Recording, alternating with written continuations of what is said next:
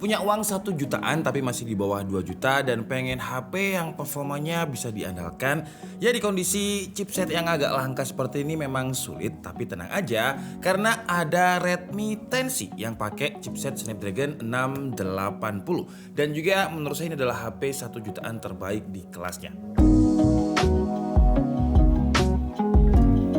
Redmi 10C ini kalau misalkan kita cuma lihat chipset, cuma lihat performanya aja, dia kan memang menjadi Snapdragon 680 yang paling murah saat ini. Ya kalau alasan kalian beli HP itu cuma chipset, cuma performanya aja, tanpa lihat fitur yang lain untuk HP keluaran baru tahun 2022, ya masih Redmi 10C ini jawarannya. Redmi itu memang terkenal selalu memberikan lebih dibandingkan dengan brand lain dan selalu memberikan lebih dari harga yang kita berikan kepada mereka. Dan di Redmi 10C ini jelas mereka kasih performa. Karena di harga 1,8 juta kita dapat chipset Snapdragon 680 yang di saudaranya Redmi sendiri yaitu Redmi Note 11 itu masih 2,7 juta. Gak cuma chipsetnya aja, RAM-nya juga dikasih RAM yang bertipe sama dengan LPDDR4X, RAM yang juga ada di Redmi Note 11 series. Cuman ya kapasitasnya beda ya, yang dikasih di Redmi 10C ini 4GB. Kalau kalian cari yang 8GB ya udah sekalian aja beli yang Redmi 11 series saja. Kalau untuk storage kita dikasih dua pilihan, jadi ada 64 dan 128, dan kalau untuk tipe storage-nya udah dikasih yang tipe paling baru juga yaitu UFS 2.2. Di brand lain di harga 2 juta ke atas itu ada yang masih kasih kita UFS 2.1. Padahal juga sama-sama baru juga, sama-sama dikeluarkan ketika menjelang lebaran ketika THR kita mau cair. Kalau untuk performanya karena RAM-nya 4GB, jadi kalau kita bandingkan dengan Redmi Note 11 yang RAM 6GB kemarin, ya pastinya ada selisih sih walaupun sama-sama pakai Snapdragon 680. Di Antutu Redmi 10C itu dapat skor sekitar 240 ribuan, di Redmi Note 11 dengan RAM 6GB dapat 270 ribu. Jadi selisihnya itu sekitar 10%. Kalau untuk performa lainnya juga pasti ada selisih, tapi ya masih ngejar secara performa keseluruhan. Terus kalau secara stability, walaupun dia masuk ke entry level karena harganya di bawah 2 juta, tapi stability CPU-nya oke banget. Dengan saya tes di CPU throttle selama 30 menit, dia hampir 100% terus. Untuk stability GPU-nya juga hampir perfect, dengan wildlife stress test tuh dia tembus 99,8% dengan di loop sebanyak 20 kali. Di wildlife extreme test turun tapi masih di atas 90% dengan skor 94,3% di loop sebanyak 20 kali juga. Cuman kestabilannya yang menurut saya oke banget ini harus dibayarkan dengan desainnya yang menurut saya masih entry level banget, masih kerasa bulky banget. Dimensinya aja 8,29 mm dengan bobotnya itu 190 gram. Makanya Redmi gak klaim kalau Redmi 10C ini adalah HP entry level tertipis, karena di brand lain udah ada yang klaim tertipis dan ini ya lumayan bulky. Cuman bulkinya ini kalau misalkan dibayarkan dengan performanya yang stabil, ya kenapa enggak? Kayak di Mobile Legends, saya coba main dengan refresh rate high, grafik ada di ultra, 6-7 match dia belum ada yang namanya drop FPS, masih mulus-mulus aja.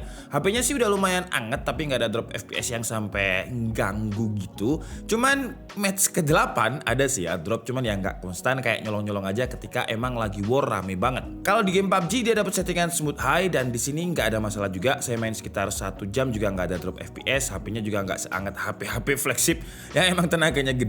Terus buat kalian player PUBG, layarnya ini juga sudah support dengan 10 multitouch. Karena saya lihat di YouTube tuh banyak ya yang main PUBG dengan 6 bahkan sampai 10 jari. Jadi kalau kalian adalah player yang kayak gitu juga, nggak usah takut jari kita nggak keregister dengan baik. Kalau untuk Genshin Impact 5 menit awal dia oke sih ya dengan settingan lowest 60 FPS. Tapi kalau udah di atas itu udah lumayan banyak drop FPS. Genshin ini emang game yang cukup memakan power. Jadi ya kalau emang mau lebih nyaman lagi bisa nabung dulu. Minimal ya beli Redmi Note 11 Pro 5G lah ya biar main game Genshin Impact itu lebih smooth. Karena di Redmi 10C ini kalau main Genshin ya agak menguras kesabaran. Terus bodinya yang lumayan bulky, lumayan gede ini juga bikin kapasitas baterainya gede juga. Kapasitas baterainya itu ada di 5000 mAh dengan support fast chargingnya ada di 18 watt. Dan yang paling penting dia udah pakai USB Type-C.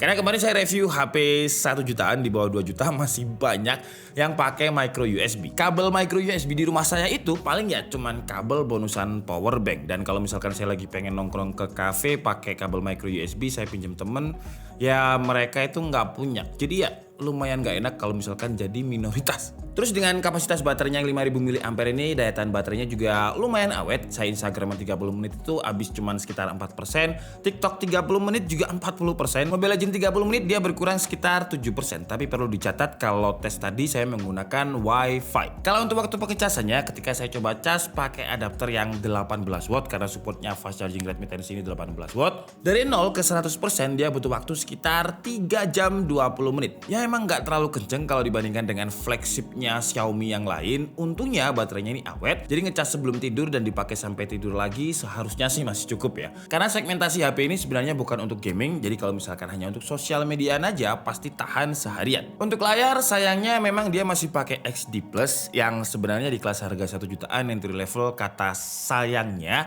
itu nggak cocok ya, karena di brand lain pun juga masih banyak yang pakai XD Plus di kelas harga 1 jutaan. Tapi karena Redmi itu selalu ngasih yang paling-paling di kelasnya, jadi kayak XD Plus itu masih kurang, jadi agak ngelunjak kita jadinya. Tapi untungnya untuk YouTube dia masih bisa di upscaling sampai 1080p. Terus kalau untuk kualitasnya di kelas harganya ya dia masih oke banget lah. Untuk layarnya ini dilihat dari berbagai angle, nggak ada yang namanya color shifting atau screen bleeding karena panelnya dia pakai IPS. Warnanya juga masih lumayan, masih mendekati warna aslinya. Kekurangannya menurut saya ada di kontras rasionya aja sih yang sedikit tidak terlihat realistis. Nah, kompensasinya ada di kenyamanan untuk nonton Netflix yang udah support dengan Security Wideband L1. Jadi kalau misalkan resolusi bawaannya itu Full HD, udah pasti kita bisa nonton konten Full HD juga di Netflix. Kalau untuk audionya sayangnya nggak seperti kakaknya, dia masih mono aja di bawah, tapi untuk suaranya di kelas harganya masih oke. Kita kencengin ke volume 100%, nggak ada suara yang dipaksakan, nggak gembret. Kira-kira seperti ini suaranya.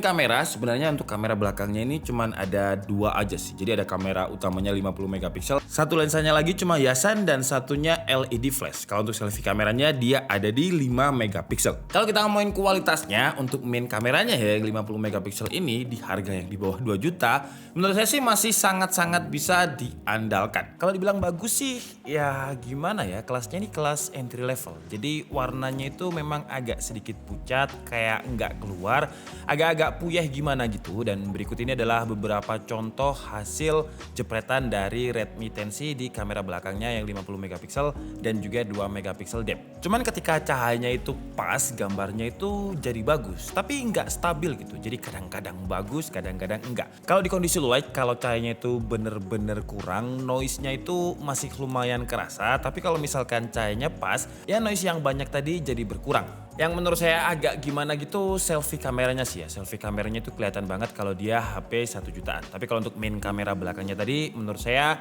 udah oke lah. Terus kalau untuk kualitas videonya ini di 1080p 30 fps. Kalau misalkan digunakan untuk jalan dia masih ada kayak semacam gempa, shaky, stutter. Terus auto exposure-nya juga ciri khasnya HP entry level, dimana kadang terang, kadang gelap, jadi kayak nggak stabil. Ya standarnya entry level. Cuman kalau kita ngomongin kualitas warna sebenarnya udah oke, tinggal jitter, shaky sama auto exposure-nya aja sih ini. Terus kalau untuk mode selfie videonya untuk headroom sih pas, cuman ya mirip-mirip dengan main kamera belakangnya tadi, dia masih ada jitter, auto exposure yang kurang stabil dan patah-patah.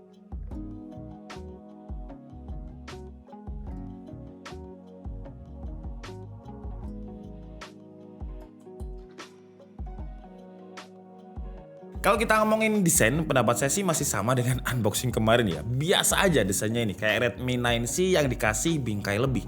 Udah, itu aja. Fingerprintnya juga masih di tengah, di bagian belakang, cuman sekarang kayak ditutupin bingkai. Dan kalau kita lihat pertama kali kayak bukan fingerprint, kayak kamera gitu. Karena warna fingerprintnya hitam, terus bingkainya juga warnanya hitam. Jadi kayak ngeblend, kayak nyatu gitu. Oke lah, jadi mungkin cukup segitu aja video review dari Redmi 10C kali ini. Kesimpulannya seperti yang saya bilang di awal tadi, buat yang cari performa di harga segini, Redmi 10C sekarang menurut saya adalah pilihan yang terbaik di kelas harganya. Dengan 1,8 juta dapatnya Snapdragon 680 dengan memori RAM yang juga udah LPDDR4X, storage-nya juga udah UFS 2.2 lebih kenceng. Baterainya sih ya standarnya entry level lah ya, banyak di harga segini yang pakai 5000 mAh. Cuman untungnya dia udah pakai Type-C walaupun fast charging 18 watt-nya tadi 3 jam 20 menit, jadi nggak fast-fast amat. Terus untuk layar walaupun dia masih XD Plus tapi di 1 jutaan masih enak untuk ditonton, warnanya juga masih cukup keluar, nggak terlalu flat. Multi-touch juga udah support 10 jari, layarnya juga udah responsif ketika saya cobain main real drum.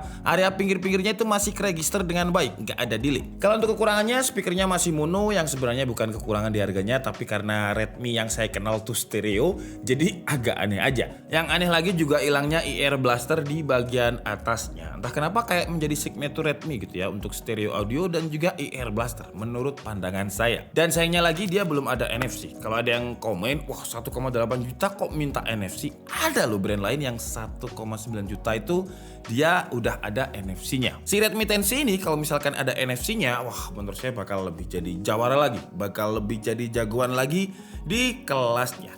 Oke lah, jadi mungkin cukup segitu aja ya video kita kali ini. Saya minta maaf kalau ada kesalahan dalam penyampaian informasi. Seperti biasa kalian bisa mengkoreksinya di kolom komentar. Saya Nikes Tabudi and see you on the next video. Bye bye.